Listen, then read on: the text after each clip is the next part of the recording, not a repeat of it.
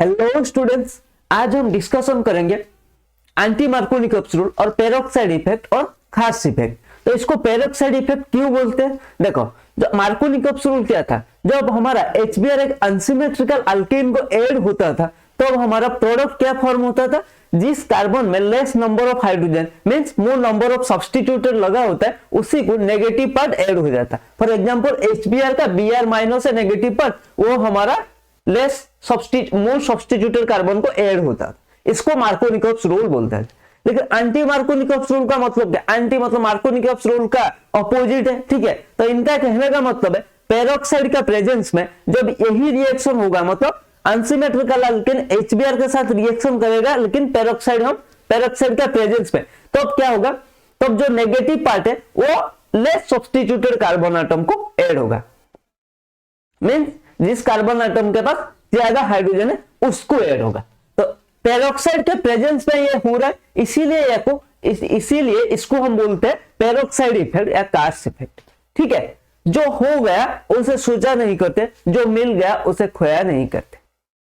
सफलता भी उन्हीं को हासिल होती है, सफलता भी उन्हीं को हासिल होती है जो वक्त और हालात पर रोया नहीं करते। जैसे addition of HBr to unsymmetrical alkene in presence of peroxide, anti Markovnikov's rule follow करते।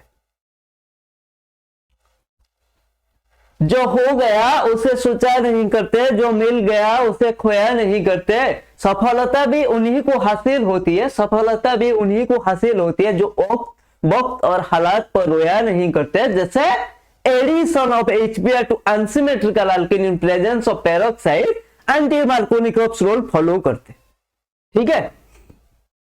चलिए फिर डिटेल्स इसका मैकेनिज्म क्यों ऐसा होता है, ठीक है, क्या रीजन है जिसकी वजह से हमारा ऐसा हो रहा है, ठीक है। मार्कोनिकॉप्स भाई साहब को ये फॉलो नहीं कर रहा है, क्या है वो सारे हम अच्छे से इस वीडियो में डिस्कशन करेंगे। तो चलिए फिर शुरू करते हैं। In presence of peroxide HBr addition to unsymmetrical alkene, ठीक है, opposite to that suggested by Markovnikov's. इसीलिए इसको हम एंटी मार्कोनिकॉप्स रूल क्यों बोलते हैं? इसीलिए बोलते हैं क्योंकि मार्कोनिकॉप्स भाई साहब ने जो बोला था इसका ऑपोजिट हो रहा है, ठीक है।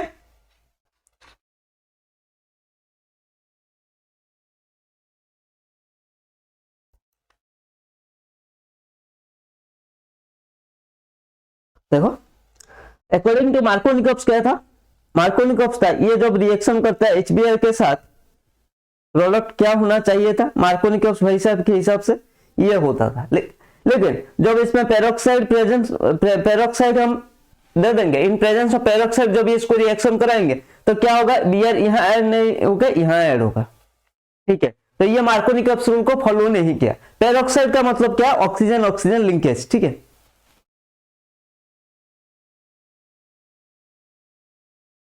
तो देखो, इसका मैकेनिज्म से ही समझते हैं क्यों ऐसा हो रहा है। इसका मैकेनिज्म क्या है, ये फ्री रेडिकल मैकेनिज्म में जाएगा, ठीक है। देखो, ये एक वीकर बॉन्ड है, पेरोक्साइड बॉन्ड, ठीक है, ये टूटेगा लेकिन दोनों ये ऑक्सीजन है, ठीक है, एक एक इलेक्ट्रॉन दोनों शेयर कर लेंगे तो एक फ्री रेडिकल फॉर्म होगा। ये भाई साहब हमारा फॉर्म हुआ, चेन इनिशिएशन स्टेप। देन ये free radical RO free radical HBr को अटैक किया, ये ROH हो गया एंड ब्रोमीन फ्री रेडिकल। समझ में आएगा इतना तक? चेन इनिशिएशन स्टेप एक बार देख लो अच्छे से। इनिशिएशन स्टेप मतलब इनिशिएट होता है, ठीक है, पहले इनिशिएट हुआ।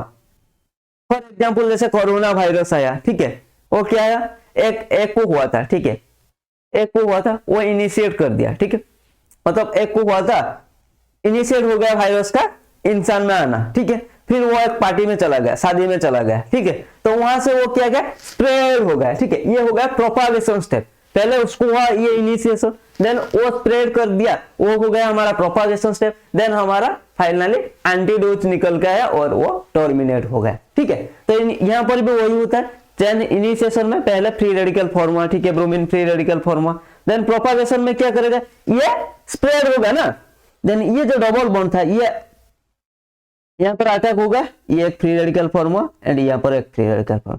देखो डबल बॉन्ड आइदर यहां पे फ्री रेडिकल फॉर्म हो सकता है, यहां पर हो सकता है, ठीक है, दोनों पॉसिबिलिटी है। लेकिन ध्यान से देखिए दोनों में से कौन सा ज्यादा स्टेबल होगा। देखो, जब ब्रोमीन यहां पर ऐड हो रहा है, ये जो फॉर्म हो रहा है ये क्या है, सेकेंडरी, और जब ब्रोमीन यहां पर ऐड हो रहा है, ये जो फॉर्म हो रहा है ये क्या है, प्राइमरी। और हमें पता है 2 degree free radical is more stable than 1 degree free radical due to more number of hyper conjugative structure, ठीक है, क्योंकि अल्फा हाइड्रोजन ज्यादा होगा, ठीक है। हाँ जी सर। तो फिर नेक्स्ट में हमारा नेक्स्ट स्टेप में ये जो फ्री रेडिकल था ये हाइड्रोजन को अटैक करेगा और हमारा प्रोडक्ट बन जाएगा, ठीक है। देन चेन टर्मिनेशन, हमारा ब्रोमीन रेडिकल मिल गया, ब्रोमीन हो गया, देन ये ब्रोमीन रेडिकल ये मिल गया, हमारा ये हो गया, ठीक है। इसका कोई हमारा लेना देना नहीं है इसके साथ, ठीक है। तो हमारा क्या कौन सा था, चेन प्रोपागेशन स्टेप को ध्यान से देखिए।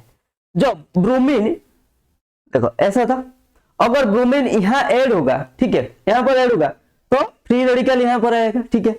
अगर ब्रोमीन नेक्स्ट स्टेप है, ब्रोमीन यहां ऐड होगा, ठीक है, ignore this double bond, free radical हमारा यह फॉर्म होगा, ये हमारा 1 डिग्री है, ये हमारा 2 डिग्री है, और हमें पता है 2 degree is more stable than 1 degree, तो इंटरमीडिएट का स्टेबिलिटी के हिसाब से हमारा रिएक्शन जाएगा, ठीक है, मेजर प्रोडक्ट वही होगा। इसीलिए ये भाई साहब opposite to Markovnikov's rule follow कर रहे हैं। ब्रोमीन यहां पर ऐड होगा जैसे हमारा सेकेंडरी कार्बोकैटायन फॉर्म हुआ, ठीक है।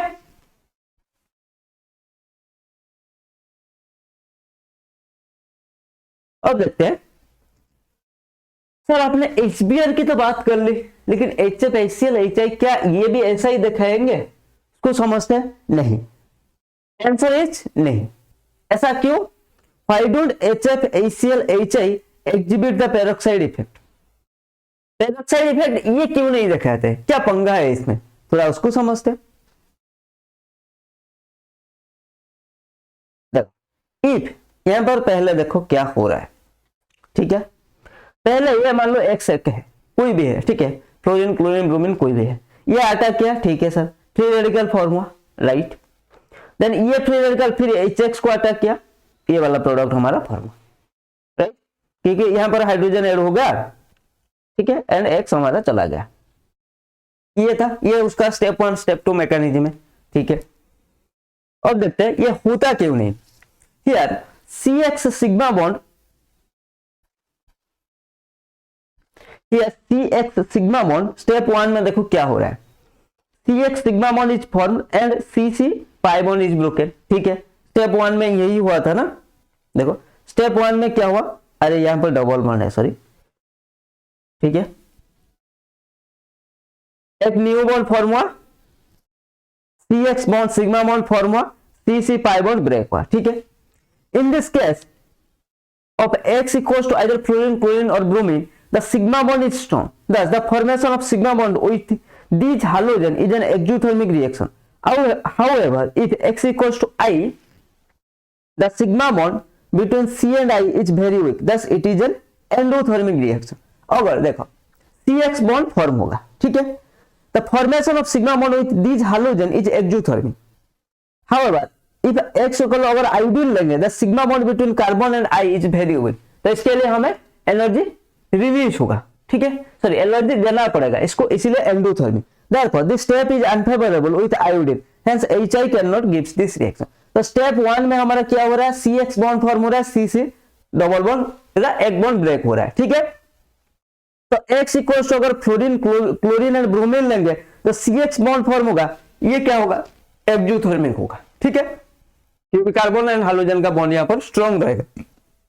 लेकिन आयोडीन जब आएगा CI बॉन्ड, मैंने पहले ही बताया आयोडीन एक वीक बेस है एंड लार्जर साइज है, तो ओवरलैपिंग भी अच्छे से नहीं हो पाएगा एंड ये वीक बेस है, इलेक्ट्रॉन भी डोनेशन इतना अच्छे से नहीं कर पाएगा, तो कार्बन एंड आयोडीन का बॉन्ड हो जाएगा क्या, हमारा वीक बॉन्ड हो जाएगा। इसीलिए ये स्टेप हमारा क्या हो जाएगा, एंडोथर्मिक। एंडोथर्मिक रिएक्शन हो रहा है, मतलब ये हमारा फेवरेबल नहीं है, फेवरेबल कंडीशन नहीं है, इसीलिए HI तो ये शो नहीं करता, ठीक है, HI can not give this reaction.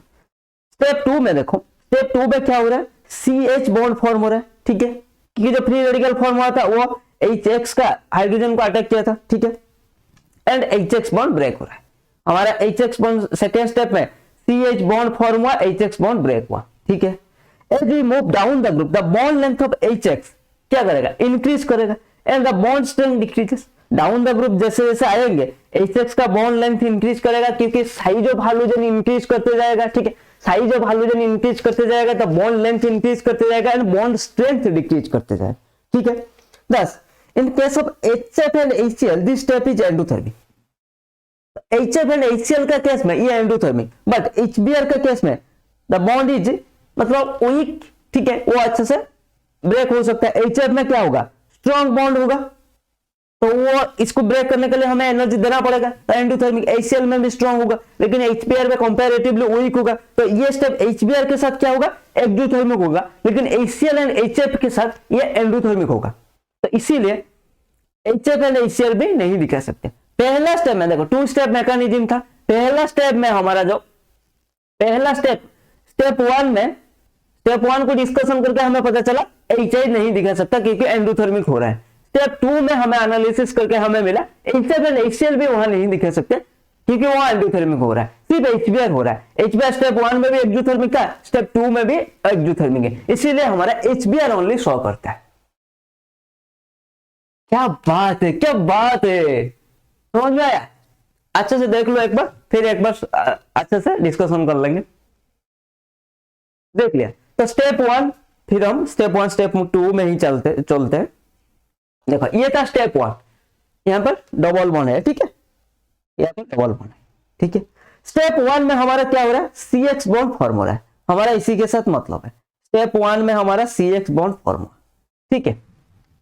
लेकिन जब X equal to chlorine and bromine था, CH बॉन्ड स्ट्रॉन्ग था, कोई बात नहीं, ये एक्सोथर्मिक रिएक्शन हो रहा था।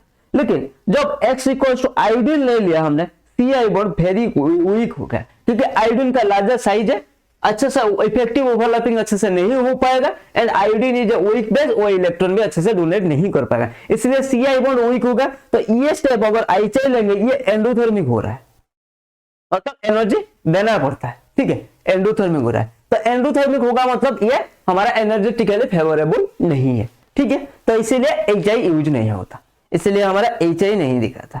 लेकिन स्टेप 1 का हमारा HCl एंड HF भी क्रॉस कर गए। और चलते हैं स्टेप 2 में। स्टेप 2 में क्या हो रहा है, देखो कार्बन हाइड्रोजन का बॉन्ड फॉर्म हो रहा है एंड हाइड्रोजन एंड हाइड्रोजन का बॉन्ड ब्रेक हो रहा है, राइट।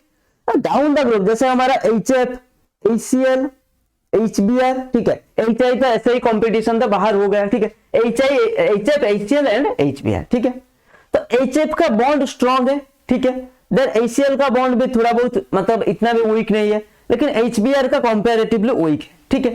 तो HF का बॉन्ड ब्रेक करने के लिए हमें एनर्जी देना पड़ेगा, HCl का बॉन्ड ब्रेक करने के लिए हमें एनर्जी देना पड़ेगा, तो इसीलिए ये एंडोथर्मिक हो रहा है। ये स्टेप सिर्फ यही एक्सोथर्मिक हो रहा है। तो ये HBr के साथ रिएक्शन दोनों स्टेप में हमारा एक्सोथर्मिक ही हो रहा है, लेकिन HI के साथ पहला स्टेप में ही वो एंडोथर्मिक हो गया, HF एंड HCl का सेकंड स्टेप में ही एंडोथर्मिक हो गया, ठीक है, जो मैकेनिज्म का सेकंड स्टेप में ही वो एंडोथर्मिक हो गया। इसीलिए HF, HCl एंड हमारा HI फेवरेबल, एनर्जेटिकली फेवरेबल नहीं है, इसीलिए ये डू नॉट शो करते पेरोक्साइड इफेक्ट। समझ में आया या नहीं? जब ये फ्री रेडिकल मैकेनिज्म में जा रहा है, ठीक है, इसीलिए पेरोक्साइड इफेक्ट शो नहीं करते, क्योंकि जो फ्री रेडिकल मैकेनिज्म में जा रहे हैं दिक्कत यही आ रहा है इनके रास्ते में, ठीक है। रास्ते में दिक्कत क्या आ रहा है, एंडोथर्मिक हो रहा है, तो एनर्जी उसको देना पड़ता है, ठीक है, रास्ते में ऐसा दिक्कत आ रहा है, एनर्जी उनको देना पड़ रहा है। तो इसीलिए हमारा HF, HCl एंड HI हमारा शो नहीं करते हैं पेरोक्साइड इफेक्ट या कार्स इफेक्ट। क्या बात है सर, क्या बात है। चलो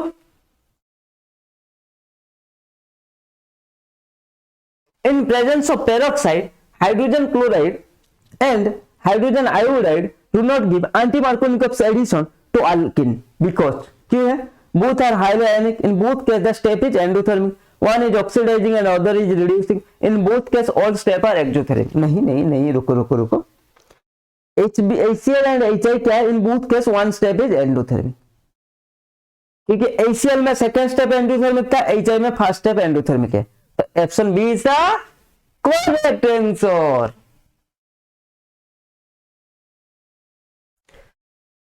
तो बस आज का क्लास में इतना ही।